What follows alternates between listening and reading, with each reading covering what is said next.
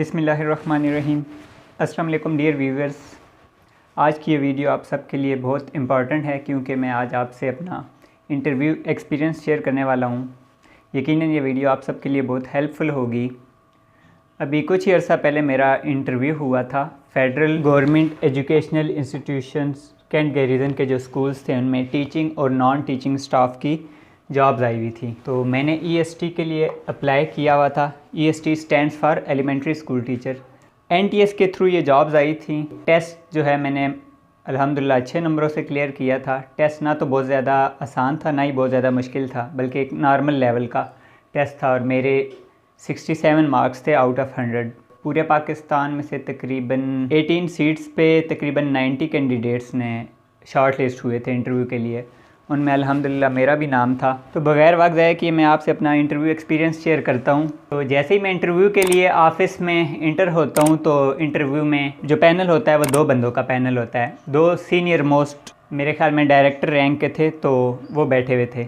एक जो इंटरव्यूअर था वो मेरे बिल्कुल सामने फ्रंट पे बैठे हुए थे, थोड़े से डिस्टेंस पे, जबकि जो दूसरा इंटरव्यूअर था, इंटरव्यू लेने वाला, वो मेरे बिल्कुल साइड पे बैठे हुए थे चेयर पे। तो वो मुझे साइड से ऑब्ज़र्व कर रहे थे और जो दूसरा था वो फ्रंट से मुझे ऑब्ज़र्व कर रहा था। तो सबसे पहला क्वेश्चन जो मेरे फ्रंट पे मौजूद थे इंटरव्यूअर, उन्होंने मुझसे पहला क्वेश्चन पूछा कि इंट्रोड्यूस योरसेल्फ इन इंग्लिश, यानी अपना तारुफ़ करवाएं इंग्लिश में। तो मैंने उन्हें शॉर्ट सा अपना इंट्रोडक्शन करवाया जिसमें मैंने अपनी एजुकेशन और जॉब जो मैं करता था प्राइवेट वो मेंशन की। सेकंड क्वेश्चन वही फ्रंट वाले जो इंटरव्यूअर थे उन्होंने मुझसे किया कि tell something about your family in English, अपनी फैमिली के बारे में बताएं इंग्लिश में। तो मैंने उन्हें अपनी फैमिली के बारे में बताया। जो इंटरव्यूअर था वो मेरे सब्जेक्ट की तरफ आ गया, उसने मुझसे सब्जेक्ट क्वेश्चन शुरू कर दिए। तो सब्जेक्ट से रिलेटेड जो उसने सबसे पहला क्वेश्चन किया वो ये था कि उसने मुझसे कहा कि डिवाइड फ़िज़िक्स इन 2 कैटेगरीज़, फ़िज़िक्स को 2 हिस्सों में डिवाइड कर दें, कौन कौन से। तो मैंने उन्हें आंसर किया कि classical physics and modern physics. तो जब मैंने उन्हें बताया कि फ़िज़िक्स को 2 हिस्सों में डिवाइड किया जा सकता है, classical physics and modern physics, तो नेक्स्ट क्वेश्चन उन्होंने मुझसे किया कि differentiate between classical physics and modern physics, classical physics और मॉडर्न फ़िज़िक्स में क्या फ़र्क है। तो मैंने उन्हें क्लासिकल फ़िज़िक्स और मॉडर्न फ़िज़िक्स के दरमियान 2 बेसिक डिफरेंस बताए। तो ये क्वेश्चन भी जो था वो मेरा आंसर इसका ठीक हो गया। इसके बाद नेक्स्ट क्वेश्चन उन्होंने मुझसे पूछा कि what is the effect of mass on the time period of simple pendulum, यानी जो सिंपल पेंडुलम का टाइम पीरियड होता है उसके ऊपर मैस का क्या इफ़ेक्ट होता है। तो मैंने उन्हें आंसर किया कि सर जो सिंपल पेंडुलम का टाइम पीरियड होता है it is independent of mass, इसके ऊपर मैस का कोई इफ़ेक्ट नहीं होता। टाइम पीरियड, सिंपल पेंडुलम के टाइम पीरियड के ऊपर मैस का कोई भी इफ़ेक्ट नहीं होता। तो उसके बाद नेक्स्ट क्वेश्चन उन्होंने मुझसे किया कि what is the formula of time period of simple pendulum, simple pendulum के टाइम पीरियड का क्या फार्मूला होता है। तो मैंने उनसे कहा कि T = 2π√L/g।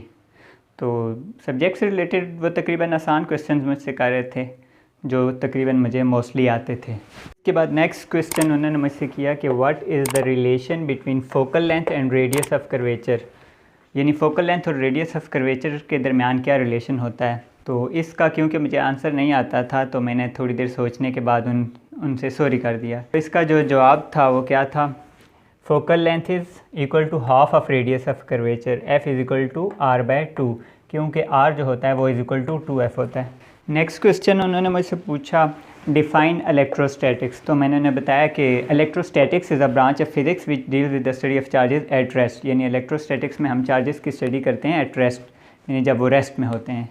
इसके बाद नेक्स्ट क्वेश्चन उन्होंने मुझसे पूछा डिफ़ाइन इलेक्ट्रोडायनामिक्स। तो मैंने उन्हें बताया कि electrodynamics is a branch of physics which deals with the study of charges in motion. तो ये भी मेरा आंसर इसका भी ठीक हो गया। इसके बाद जो नेक्स्ट क्वेश्चन था वो बहुत ही इंटरेस्टिंग और बहुत ही टेक्निकल क्वेश्चन था। उन्होंने मुझसे स्पेलिंग पूछे थे एक कि डिस्पोज ऑफ के स्पेलिंग बताएं। तो डिस्पोज ऑफ के स्पेलिंग तो मुझे बहुत इजी लगे, लेकिन अब कन्फ्यूजन मेरे जहन में ये थी कि OFF ऑफ होगा या OF ऑफ होगा। तो मेरे जहन में वैसे क्लिक हुआ कि OFF ऑफ होता है यार। तो मैंने उनको कहा DISPOSE डिस्पोज OFF ऑफ।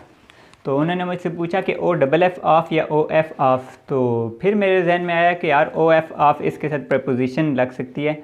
तो वहाँ पर मैंने अपनी स्टेटमेंट चेंज कर ली। मैंने कहा सॉरी सर, OF ऑफ होता है, इसके साथ प्रपोजिशन लगेगी, डिस्पोज OF ऑफ होता है। तो ये भी एक क्वेश्चन मेरा गलत हो गया। इसके बाद जो फ्रंट वाले सर थे उन्होंने मुझसे क्वेश्चन स्टॉप कर दिए और उन्होंने जो मेरे साइड पे एक इंटरव्यूअर थे उनसे कहा कि सर आप कुछ पूछना चाहते हैं तो पूछ लें। तो उसके बाद जो मेरे साइड पे जो सर बैठे हुए थे उन्होंने मुझसे टेंसेस से रिलेटेड क्वेश्चंस शुरू कर दिए, लेकिन उससे पहले उन्होंने मुझसे पूछा कि आपको इंग्लिश आती है? तो मैंने कहा यस सर आती है। तो उन्होंने मुझसे पूछा कि इसको ट्रांसलेट करो, वो लाहौर गया होगा। तो मैंने सोचा और बहुत सोचा, लेकिन मेरे जहन में नहीं आया, तो मैंने उनसे माज़रत कर ली कि सर सॉरी।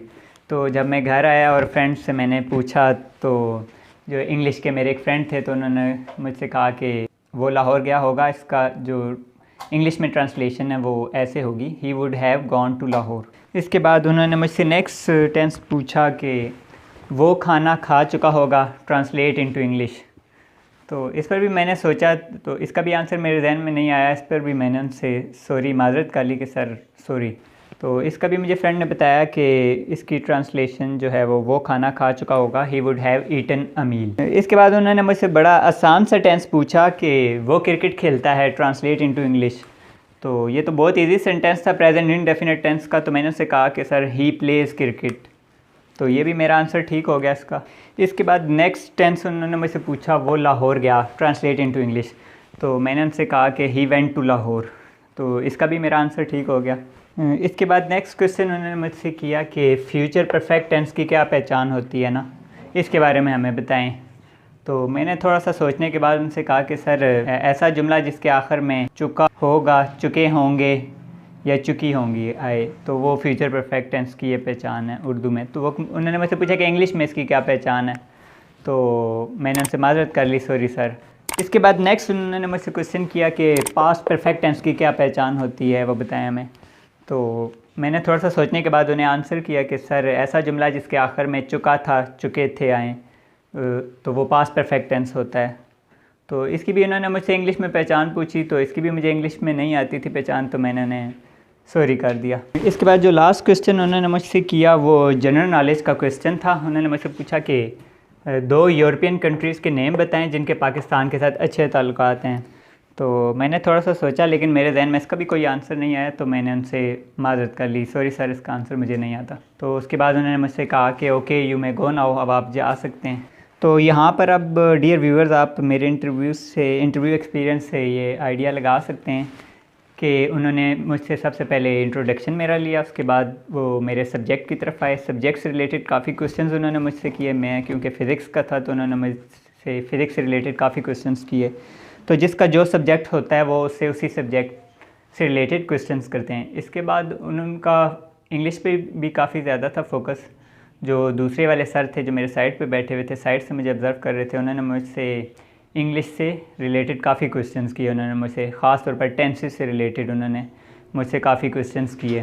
तो जब भी आप फेडरल गवर्नमेंट एजुकेशनल इंस्टीट्यूशन की जब भी जॉब्स आती हैं, इनकी तकरीबन हर साल इनकी जॉब्स आती रहती हैं, टीचिंग और नॉन टीचिंग स्टाफ की। तो अगर आप टेस्ट को क्वालिफ़ाई कर लेते हैं तो आप इंटरव्यू के लिए इन चीज़ों पर फोकस करें, इंशाल्लाह आप क्वालिफ़ाई कर लेंगे। तो आप अपने सब्जेक्ट पे फोकस रखें मेन, और उसके बाद आप अपनी इंग्लिश को बेहतर से बेहतर बनाएं। इंशाल्लाह अल्लाह ताला आप सबका बेहतर करेंगे। I hope this video would be very helpful to you. Thanks for watching.